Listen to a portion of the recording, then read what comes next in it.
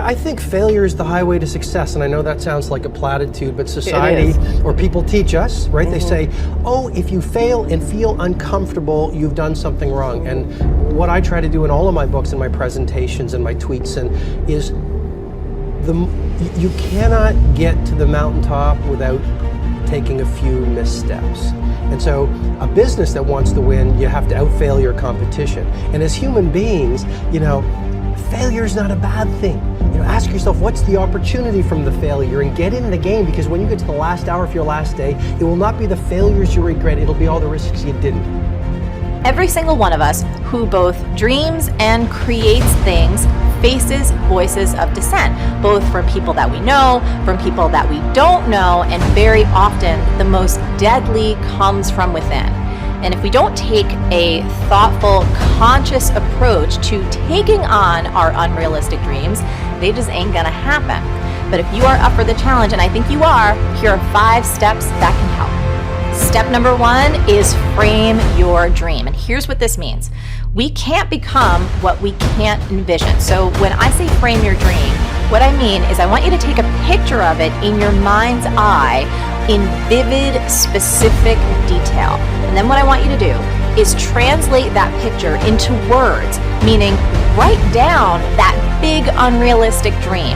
And I know that you may have heard about the power of writing things down before, but the truth is, most people just don't do it, which is so crazy because the research is conclusive on this. There was a study done by Dr. Gail Matthews that shows that you are 42% more likely to achieve your goals if you write them down. So what I want you to do is whip out your journal or hop on that keyboard and get writing. Step number 2 is filter opinions and fend off negativity. You've got to take responsibility for the energy that you allow in your life. I want you to fend off negativity as much as humanly possible. We know so much more about the brain than we did just 20 years ago. Neuroscience has taught us incredible things, like that our brains are continuously shaped by our thoughts and our experiences. And you know this to be true. Negativity is one of the most toxic forces on the planet. It's toxic for your brain, for your nervous system, and for your ability to stay motivated. So do me this favor, okay? Do not solicit or listen to the opinions of people who are notorious for just being Debbie Downers. The one mistake that I've seen people make consistently is they almost habitually talk to the exact person who is the most likely to shoot them down and make them feel like crap. So don't do that. And here's another key. I want you to always, always, always consider the source. Meaning, don't put a lot of stock into other people's opinions unless they're actually out there consistently taking risks and being brave and actually making things happen. If you think about it, let's say, you wanted to climb Mount Everest. Would you ever take advice from someone who's never even attempted the summit? No, of course not. That would be crazy. So don't take advice from anyone unless you really think it through. And I want you to ask, has this person achieved an unrealistic or impossible dream? Are they taking meaningful risks on a consistent basis? Do you admire who they are, how they live, and what they contribute? If not, do not use them as a sounding board for your idea. I've long since learned 4 things. To me, this is the road to true freedom. I have nothing to prove. I have nothing to protect. I have nothing to hide, and I have nothing to defend.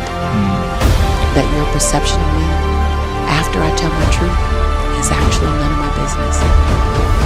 My perception of me, that I go to bed as whole and complete as I woke up.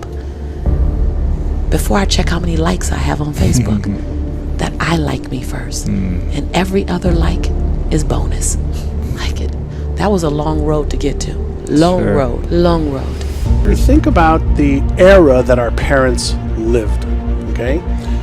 Great Depression, right? Very, very hard to make money, very, very hard to find resources, very, very hard to do anything unless you're a professional. So our parents said to most of us, if you don't become a professional, you're going to struggle and suffer. And even the professionals said, okay, so become a professional and here's your ceiling of what you have. So we became conditioned to be worried of scarcity in a world that has no scarcity. We became conditioned to having certain beliefs about what's possible or not possible.